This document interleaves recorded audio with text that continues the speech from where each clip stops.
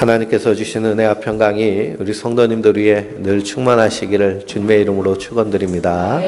우리 옆에 있는 분들하고 한번 인사해 보실까요? 사랑합니다. 축복합니다.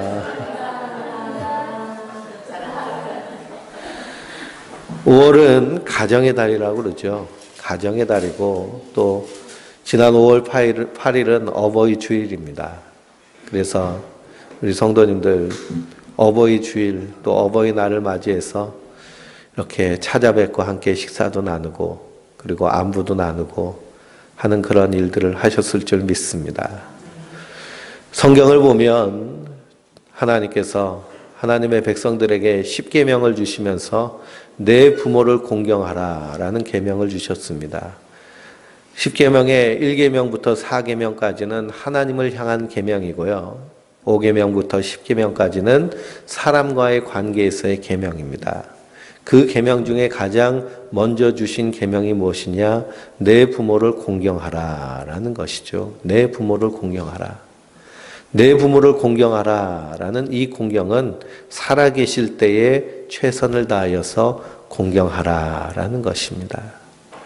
우리가 이 땅을 살면서 결혼하여 자녀를 낳으면서 깨닫게 되는 것이 무엇이냐? 나의 어머니 아버지가 이렇게 고생하고 수고하여서 수고롭게 나를 양육했구나라는 것을 깨닫게 되는 것이 자녀를 양육하면서 느끼게 되는 것입니다. 그래서 여성들이 철들 때가 언제냐? 되게 말하면 결혼하고 아이 낳아보면 철들게 된다라고 합니다. 왜 그러냐? 그 고통을 나의 어머니가 이렇게 경험했구나라는 것을 깨닫게 되기 때문에 그렇죠. 그래서 유교에서는 제사상을 차리고 죽은 부모에게 절하면서 그것을 효라고 말하지만 그러나 성경에서 말하는 효도는 살아계실 때 한 번이라도 함께 만나고 함께 식사를 나누고 함께 울고 함께 웃으며 함께 동거동락하는 것, 이것이 부모를 사랑하는 사랑의 가장 시작인 줄 믿습니다. 그래서 심리학자들이요, 사랑은 무엇인가에 대해서 연구를 했는데 사랑은 함께 있는 것이 사랑하는 것이다 라고 말합니다. 함께 있는 것이 사랑하는 것이다. 그래서 늘 함께 하는 것, 공간만 함께 있는 것이 또한 함께 있는 것이 아니고요, 마음과 정서적으로 하나다라는 그런 마음이 느껴지는 것이 바로 하나됨의 그런 모습입니다. 그래서 부부가 같은 공간에 있어도 때로는 외롭다라는 느낌이 들 때가 있습니다. 왜 그럴까요? 서로의 감정이 그리고 서로의 마음이 서로 공감되지 않기 때문에 그렇습니다. 감정을 공감하고 서로 나누어서 하나된 느낌을 갖기 위해서 가장 필요한 것은 무엇이냐? 서로 대화하는 것입니다. 그래서 마음의 생각을 나누고 들어주고 하면서 함께 공감해 주는 것, 이것이 바로 사랑의 가장 시작인 줄 믿습니다. 그래서 5월 가정의 달, 어버이의 달이라고 온 가족이 함께 모이시고, 특별히 우리 김지영 성도님 온 가족을 함께 이렇게 모시고 주회전에 나와서 함께 예배 드리는데요. 예배하고 서로 교제할 때에도 그냥 한 자리에 있는 것이 교제가 아니라 내 마음에 있는 깊은 것까지도 서로 나누고, 그래서 그 안에서 서로 교제하는 것, 이것이 사랑의 교제인 줄 믿습니다. 그래서 성경은 내 부모를 공경하라 라고 말합니다. 왜 그러느냐? 그 부모님의 사랑이 하나님의 사랑과 가장 맞닿아 있고 가장 유사하기 때문입니다. 부모가 자녀를 사랑하는 그 사랑을 아가페의 사랑이라고 합니다. 조건 없는 사랑, 이유 없는 사랑, 내 자녀이기 때문에 사랑하는 그 사랑. 부모가요, 자녀를 키우고 공부시키면서 야, 너 공부를 해가지고 좋은 대학교 가서 좋은 직장 다녀서 돈 좀 많이 벌어와라. 내가 좀 호강 좀 하게 하는 생각으로 자녀를 키우시는 부모는요, 100명 중에 1명 있을까 말까? 아무도 없죠. 자녀들이 다 성장하여서 이 땅에서 잘 되기를 원하는 것이 부모의 마음입니다. 그 마음이 하나님과 가장 닮아 있기 때문에 그렇습니다. 그래서 믿음의 부모된 우리 성도들은요, 이 땅에서 자녀들에게 하나님의 말씀을 잘 가르치고 그 자녀를 위하여 기도하며 축복하는 축복의 사람인 줄 믿습니다. 특별히 하나님이 이스라엘 백성들에게 부모를 공경하라 라고 한 가장 큰 이유 중에 하나는 또한 무엇이냐면 그 부모가 자녀들의 선생님이기 때문입니다. 어떤 선생님이냐? 하나님을 가르쳐주는 선생님이기 때문입니다. 한 사람의 성격이요, 이렇게 고정되어지는 데는 50%는 타고난 것이지만 50%는 나머지 환경을 통해서 성격이 조성된다고 그럽니다. 어떤 환경이냐? 부모의 양육 환경에 따라서 그 사람의 성격이 좌지우지된다라는 것이죠. 타고난 성격도 있지만 성장하는 과정 가운데 부모가 자녀에게 어떤 태도를 갖느냐에 따라서 그 사람의 성격이 결정되어서 한평생 살아가게 된다라는 것입니다. 그러니 자녀 양육이 얼마나 중요한지 모릅니다. 요즘 뉴스를 보면 조현병 환자들이 사건을 일으키고 사고를 일으켜서 참 이 대한민국 사회를 걱정하게 하는 일 중에 하나가 그런 일들입니다. 정신 이상이 오는 것이죠. 예전에는 정신분열, 정신착란 이런 병이라고 얘기했는데 조현병이라고 말합니다. 헛것이 들리고 이상한 환상을 보고, 그래서 어떤 한 청년은 옆집에 살고 있는 할머니를 무참하게 살해했는데요. 계속 머릿속에 죽여라, 죽여라, 죽여라는 소리가 들렸다고 합니다.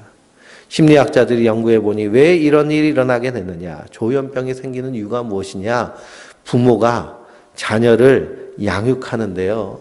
양육하는데 일관적으로 양육하지 아니하고 오락가락하면 이런 병에 생길 확률이 크다라는 겁니다. 그러니 성질을 부릴 때는 그냥 전쟁 난 것처럼 성질을 부리다가 또 좋을 때는 우리 아들 잘 먹어 막 그러면 아이가요 헷갈리는 거예요. 이게 잘해주는 건지 못해주는 건지. 그러니 그 가운데서 정신이 분열된다는 것입니다. 그래서 성경은 부모된 자의 그러한 자격에 대해서 분명히 말씀하고 있습니다. 부모는 자녀에게 하나님의 말씀을 바로 가르쳐서 하나님의 사람으로 키워나가야 된다는 것이죠. 뿐만 아니라 부모가 자녀를 하나님의 사랑으로 사랑함으로 그 자녀가 하나님의 사랑을 알도록 해야 되는 것이 부모의 모습인 줄 믿습니다. 그런 부모를 공경하라라고 성경은 말씀하고 있는 것입니다. 그래서 5월은 가정의 달, 특별히 우리가 어버이 주일을 맞이하면서 하나님을 섬기는 그 마음으로 부모를 섬기는 것이 하나님 앞에 복된 일인 줄 믿습니다. 또한 부모된 우리가 자녀들을 어떻게 양육하느냐, 하나님이 우리를 사랑하듯이 그렇게 사랑하는 모습으로 양육해야 될 줄 믿습니다. 과거에 우리 부모님들의 부모님들은 어려운 시대를 살았습니다.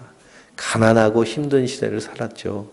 그러니 어떻게 해서든지 악착같이 살아야 되기 때문에 그 안에 있는 감정과 상한 그런 심령들을 자녀들에게 쏟아붓는 일들이 많았습니다.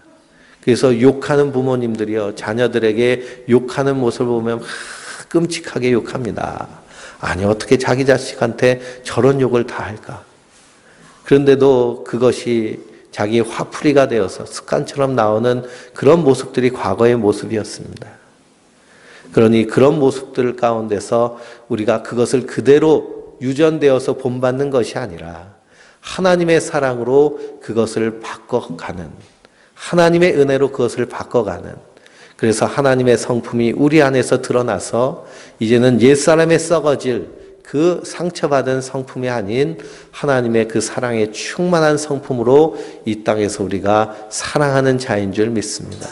먼저 누구를 사랑하느냐? 자녀를 사랑하고 내 주변에 하나님께서 맡겨주신 이웃들을 사랑하고 함께 신앙생활하는 우리 성도들을 서로 사랑하는 것이 하나님 우리에게 맡겨주신 사명인 줄 믿습니다. 오늘 말씀 고린도전서 2장 1절에서 5절 말씀을 통해서 예수 그리스도와 그의 십자가라는 제목으로 함께 은혜를 나누기 원합니다. 사도 바울이 고린도 교회에 쓴 편지입니다. 고린도 교회 성도들을 향하여서 우리는 하나님의 교회로 모인 자들이다 라고 말합니다. 교회란 에클레시아라는 그런 헬라어인데요. 에클레시아라는 것은 부르심을 받았다라는 것입니다. 그러니 하나님께서 우리를 한 사람 한 사람 세상 가운데서 불러주셨습니다. 그래서 모인 자들이 바로 성도들, 바로 우리들인 줄 믿습니다. 그럼 이 세상은 어떻기 때문에 하나님 부르셨느냐? 이 세상은 죄와 사망으로 말미암아 하나님 앞에 심판받을 세상이기에 이 세상 가운데서 우리를 불러내어서 영원한 생명으로 구원하신 줄 믿습니다.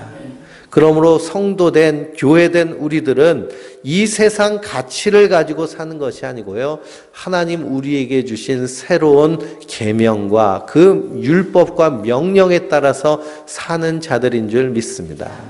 이 세상의 가치는 어떤 가치인가요? 우리가 살고 있는 이 대한민국은 자본주의가 득세하는, 그래서 천민자본주의라는 말씀 들어보셨을지 모르겠습니다. 돈만 있으면 최고인 세상이 우리가 살고 있는 이 세상이 되어버렸습니다. 그러니 누구든지 다 인생의 최고의 목적을 무엇으로 두고 사는 거예요? 돈 버는데 두고 사는 겁니다.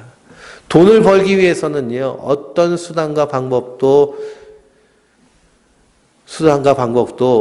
상관없이 마구잡이로 돈벌이 하는 것이 이 세상의 모습입니다. 그러니 이 세상 가운데 고난과 고통과 괴로움의 소리가 끝이 없습니다. 그래서 요즘 보이스피싱 같은 그런 범죄들이 많은데요. 그런 일들이 왜 일어나느냐? 바로 돈 때문에 그렇죠. 어떻게 해서든지 벌어보겠다는.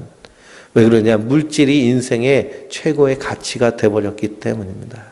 그러나 하나님은 우리를 창조하실 때 우리 인생을요, 돈이라는 것에 가치를 두고 살게 하지 않으셨습니다. 하나님 우리를 하나님의 뜻에 따라서 창조하여 주셨습니다. 그러나 이 세상은 어떻게 해서든지 우리 인생들을 하나님에게서 끊어내어서 세상의 가치로 살게 하다가 결국 멸망당하여서 그래서 심판대 앞에 서게 하려고 하는 것이 세상이 하는 일들입니다. 그래서 하나님의 사람들은 이 땅을 살면서 하나님의 가치로 사는 자들인 줄 믿습니다. 그 하나님의 가치가 무엇이냐? 바로 십자가를 통하여서 드러난 것입니다. 그래서 고린도전서 1장 18절 말씀에 십자가의 도가 멸망하는 자들에게는 미련한 것이요 구원받는 우리에게는 하나님의 능력이라 라고 말씀하고 있습니다. 그러므로 교회를 나온다라는 것은 예수를 믿는다라는 것입니다. 그럼 왜 예수님이라는 사람을 믿어야 되느냐? 이 세상을 하나님께서 창조하셨습니다. 하나님께서 선하게 창조하셨는데요. 그런데 악한 마귀가 이 선하게 창조한 세상 가운데 하나님의 사람들을 유혹하여서 죄에 빠지게 됩니다. 그 죄란 무엇이냐? 너 하나님처럼 될 수 있어 라는 죄입니다. 하나님처럼 될 수 있어. 그래서 성경에서는요, 우리 인생들을 다 죄인이라고 말합니다. 죄인. 그러면 성경에서 말하는 죄랑 세상에서 말하는 죄는요, 분명히 다릅니다.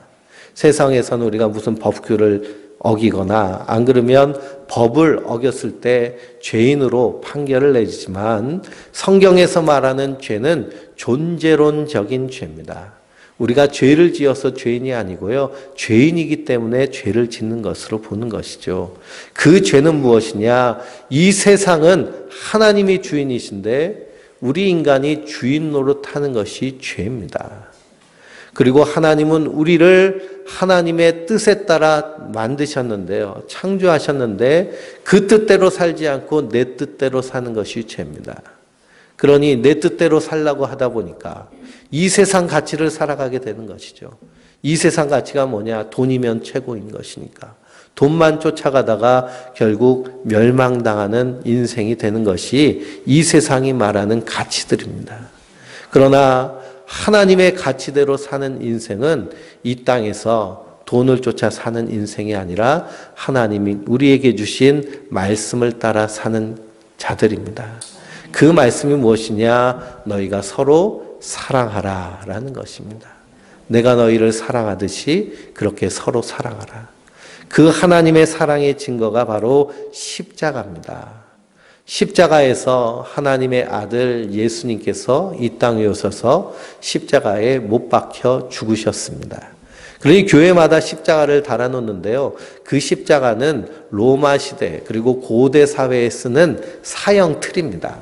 그러니까 십자가가 그렇게 좋은 것이 아닙니다. 사람을 매달아 죽이니 얼마나 잔인하고 비참하겠습니까? 근데 하나님이 사람이 돼서 이 땅에 오셨는데요. 이 땅에 오신 이유는 무엇이냐? 십자가에 달려 죽기 위해 오셨습니다. 왜 죽으셨느냐?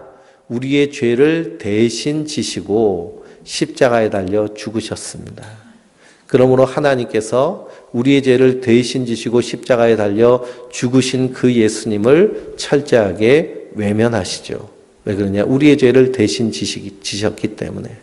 그러므로 십자가의 도는 무엇이냐? 그 예수님을 믿는 것입니다. 내가 하나님 앞에 죄인인데 하나님이 나를 대신하여서 예수님을 십자가에 못 박았으니 그 예수님이 나의 죄를 대신 지시고 십자가에서 죽으셨습니다. 라는 것을 믿는 것이 십자가의 도인 줄 믿습니다. 그 예수님께서 십자가에 못 박혀 죽으셨을 뿐 아니라 3일 만에 다시 사셨습니다. 다시 살아나셨다라는 것은 하나님 이것이 의로 옳다고 인정하신 것이죠. 그러므로 우리도 예수님과 함께 십자가에 못 박힌 자로 그리고 주님과 함께 부활할 소망을 가지고 이 땅을 살아가는 것이 바로 성도의 믿음인 줄 믿습니다. 그래서 교회를 우리가 왜 오느냐? 예수님을 믿기 위해서 옵니다. 우리가 교회를 왜 오느냐? 예수님이 우리에게 열어주신 그 생명의 길을 우리가 이 땅에서 혼자 걸어가려고 할 때는 넘어지고 쓰러질 수밖에 없습니다. 왜 그럴까요? 너무나 많은 유혹이 있기 때문이죠. 그렇기 때문에 우리가 서로 함께 서로 사랑하며 이 땅에서 하나님 나라를 이루어가며 주님께서 열어주신 그 생명의 길, 믿음의 길을 걸어가는 것이 신앙생활인 줄 믿습니다. 그래서 교회 나오는 것은요, 예수님을 믿기 위해서 나옵니다. 그리고 이 시간에 말씀을 듣는 이유는 무엇이냐?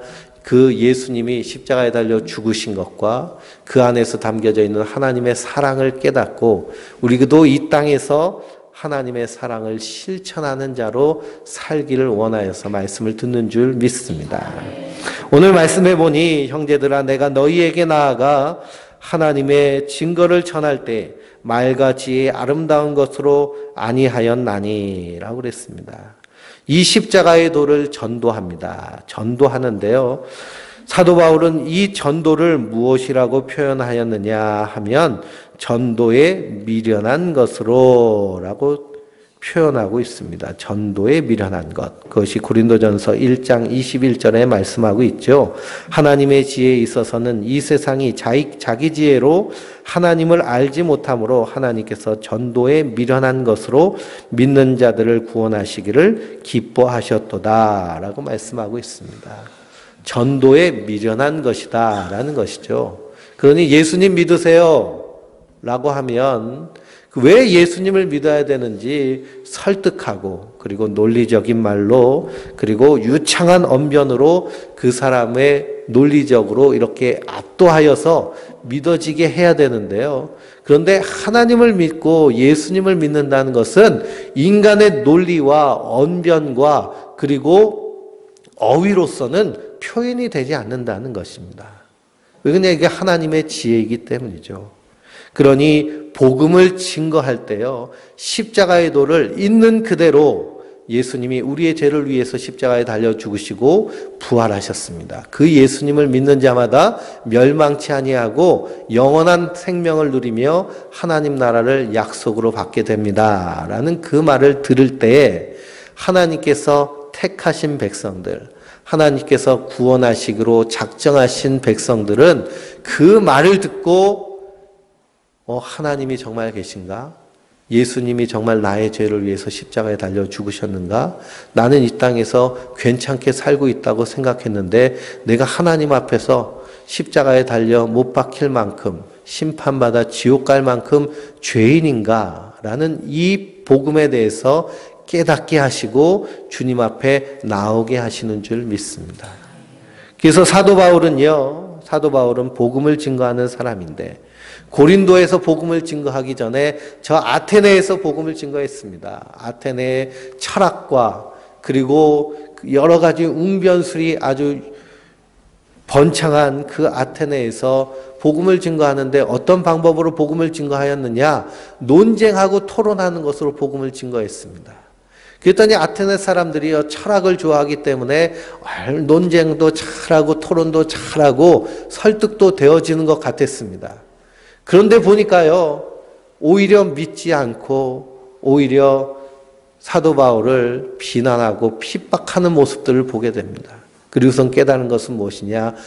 내 능력으로 복음이 증거되어지는 것이 아니라 있는 그대로 십자가의 도를 증거할 때 하나님께서 하나님의 택한 백성을 부르셔서 십자가 앞에 나오게 하시는구나 라는 것을 깨닫게 된 것이죠.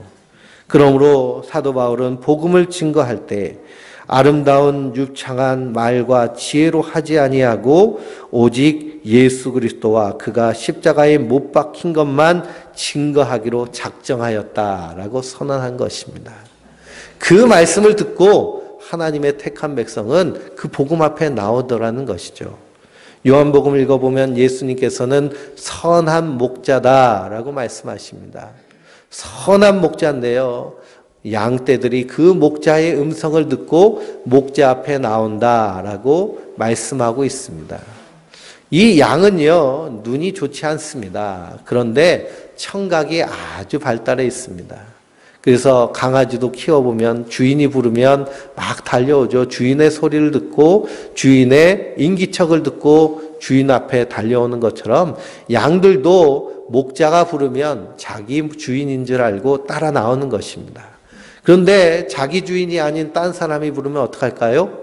쫓아나주지 않고요. 꿈쩍도 하지 않습니다. 그래서 그 양을 끌어내려고 하면 막 이마로 박치기 하고 하는 것이 양의 습성입니다.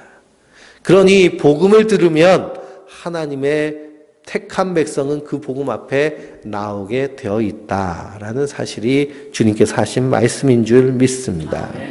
그래서 사도 바울은요, 복음을 증거할 때 유창한 언변으로 하지 않고 오직 십자가의 도만 전하기로 작정하였다라는 것입니다.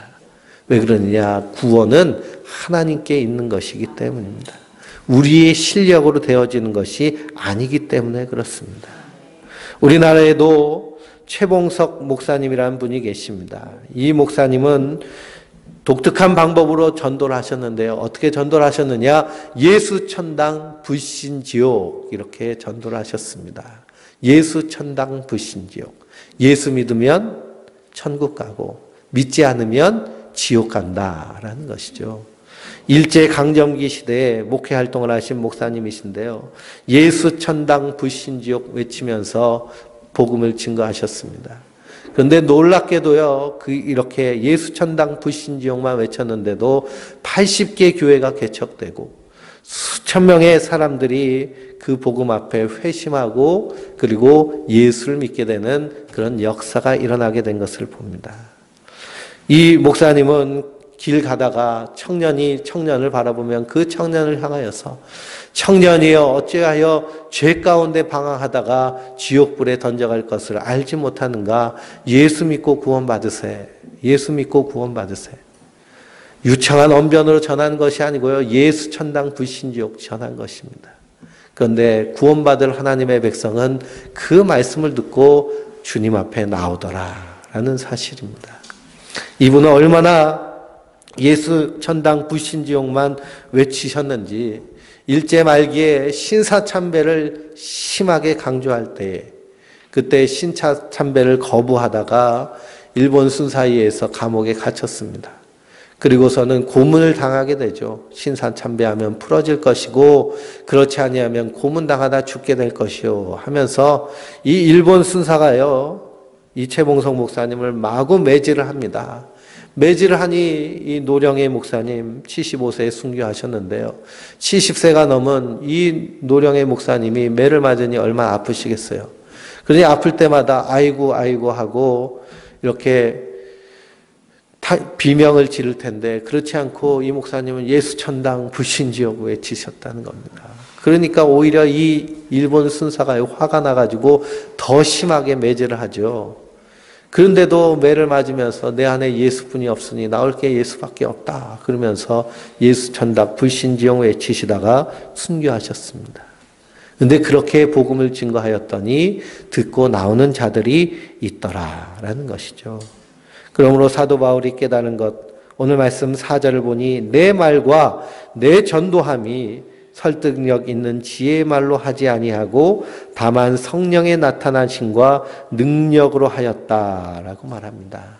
그러니 내가 어떻게 저 사람을 전도할 때 설득을 하고 그리고 이렇게 논리적으로 휘어잡아서 그래서 말씀으로 복종시킬까? 우리가 전도할 때는 다 그런 생각을 하죠. 저 사람에게 전도를 해야겠다라고 하면 내가 유창한 언변을 한번 확 잡아가지고 꿰가지고 나와야지 그렇게 생각하는데요. 사도 바울도 그렇게 생각했다가 포기했다는 겁니다. 왜 그러냐? 설득력 있는 말로 되는 것이 아니라는 거예요. 당신 예수 믿지 않으면 지옥 갑니다. 이 한마디에 마음이 녹아서 주의 전으로 나오는 하나님의 백성들이 있다는 겁니다. 그러므로 요한복음은 영접하는 자, 곧 그 이름을 믿는 자들에게는 하나님의 자녀가 되는 권세를 주셨으니 이는 혈통으로나 육정으로 나지 아니하고 하나님의 뜻에 따라 난 자들이니라 라고 말씀하고 있습니다. 그러니 우리가 예수를 믿고 이전에 나와서 하나님을 예배하는 것, 이것이 온전한 하나님의 은혜인 줄 믿습니다. 성령의 나타나심과 성령의 능력으로 우리를 하나님 백성 삼으신 줄 믿습니다. 왜 그러냐? 우리의 지혜와 우리의 능력으로는 가능한 일이 아니기 때문에 그렇습니다. 그래서 오늘 말씀 5절에 보니까 너희 믿음이 사람의 지혜에 있지 아니하고 다만 하나님의 능력에 있게 하려 하였노라 라고 말합니다. 성경 읽어보면 하나님의 일하심의 방법이요 참으로 독특합니다. 하나님께서 창세기 읽어보면 아브라함을 부르십니다. 너는 본토 친척 아비 집을 떠나서 내가 내게 명령하는 땅으로 가라. 그러면 내 자손을 저 바다 위의 모래와 같이 저 하늘의 별과 같이 많게 하리라 라고 하나님께서 아브라함에게 약속하십니다. 그 약속에 따라서 아브라함이요 본토 친척 아비 집을 떠나서 가나안 땅으로 가게 됩니다. 그러면 내 자손이 바다의 모래알 같이 많으리라 하셨으면 그러면 그 약속을 준 날부터 열심히 아기를 낳아야 모래알 그냥 비슷하게 자갈밭이라도 될 거 아니에요. 그렇죠? 그런데 80세가 넘도록 아이를 낳지 못하는 것입니다. 그러다가 하나님 몇 세의 아들을 주시나요? 100세의 아들을 주십니다. 그리고 나서 아브라함이 깨달은 것은 무엇이냐? 사람으로 하는 것이 아니라 하나님이 하시는 것이다 라는 것을 깨닫게 되는 것입니다. 100세가 된 몸은요 자기를 죽은 몸이라고 표현합니다. 죽은 것과 상관이 없을 정도로 그렇게 연약한 몸이라는 것입니다. 그런데 그 몸을 통해서 하나님께서 아들을 주셨다라는 것은 사람의 자랑하지 못하게 하는 겁니다. 이건 내가 한 것이 아니라 누가 하신 거라는 거예요? 하나님이 하신 겁니다. 라는 고백을 하게 하시려고 하나님께서 그렇게 일하신다는 것입니다. 사사기 7장을 보면 기드온이라는 사람이 나옵니다. 이 기드온 시대에 미디안이라는 이방 민족이 이스라엘을 매우 압제합니다. 우리나라 일제시대처럼 그렇게 압제를 하니까요. 하나님께서 기드온을 부르셔서 그래서 미디안과 싸우게 하십니다. 전쟁터에 나갔더니요. 미디안의 군대가 13만 5천 명이나 되는 엄청난 군대가 모였습니다. 그래서 성경을 보니까 바다의 모래와 같이 그리고 메뚜기들과 같이 엄청난 숫자가 모였다고 말하는데요. 그런데 미디안 군대가 모였다는 소식을 듣고 기드온이 이스라엘 모든 지역에 파수꾼을 보내서, 그래서 파발꾼을 보내서 전쟁이 일어났으니 전쟁하러 모이십시오 라고 했더니 32,000명 모였습니다. 그러니 13만 5천 대 3만 2천이 전쟁을 하게 됐어요. 그 전쟁하는데 이 게임이 안 되죠. 그런데 하나님이 기드온에게 명령하십니다. 야, 이 3만 2천 명 중에 무서워서 벌벌 떠는 사람들 집으로 가라고 해라. 그래서 무서워서 벌벌 떨고, 그리고 너무 어리거나 너무 나이 많은 사람들 집으로 돌려보냈습니다. 그랬더니 2만 명이 돌아갔습니다. 그러니 몇 명이 남았나요? 12,000명이 남았죠. 12,000명이 남았는데 하나님이 야, 이것도 많다. 저 요단강에 가서 이 사람들 물을 먹게 하는데 물을 이렇게 떠가지고 혀로 할짝할짝 강아지처럼 핥아먹는 사람들만 뽑아라 라고 하십니다. 그랬더니 몇 명이 남았을까요? 300명 남았습니다. 그것이 기드온의 300용사입니다. 기드온의 300용사를 가지고요 13만 5천과 싸우게 하시는 것입니다. 근데 이 전쟁에서 누가 이겼나요? 기드온이 이겼죠. 기드온이 칼과 창으로 싸운 것이 아니라 항아리와 횃불을 들고 나팔을 들고 항아리를 깨트리면서 횃불을 흔들면서 나팔을 불면서 하나님의 칼이요 기드온의 칼이요 라고 외칠 때에 그때 그 미디안의 수십만의 군대들이요 깜짝 놀라서 적군이 쳐들어온 줄 알고 서로가 찌르다가 결국 다 멸망하게 됩니다. 그렇게 이기게 하신 것은 300명을 가지고 13만 5천을 이기게 하신 것은 이 전쟁의 싸움은 너희가 싸우는 것이 아니라 누구의 싸움이라는 거예요? 하나님의 싸움이고 하나님이 이기시게 할 것임을 보이신 것인 줄 믿습니다. 그러므로 우리도 복음을 증거할 때 예수님이 우리의 죄를 위해서 십자가에 달려 죽으시고 부활하셨습니다 하는 이 복음으로 전도해야 될 줄 믿습니다.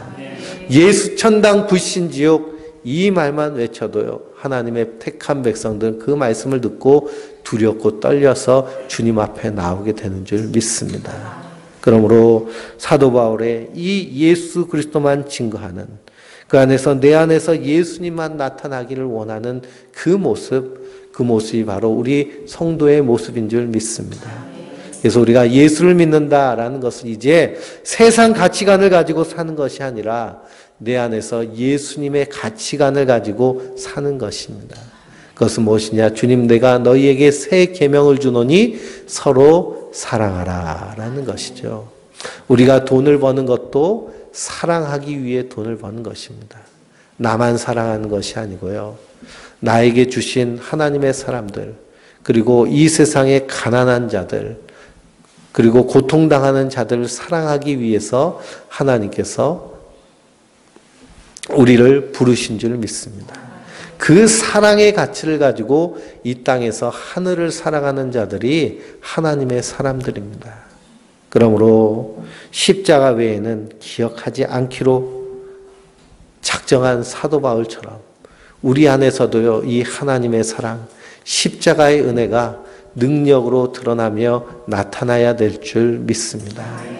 그러므로 날마다 하나님의 말씀을 깊이 묵상하고 그 안에 담겨져 있는 하나님의 사랑, 그 십자가가 내 안에서 능력으로 나타날 수 있도록 사도 바울은 자기를 죽고 나는 죽고 예수로 산다라고 얘기합니다.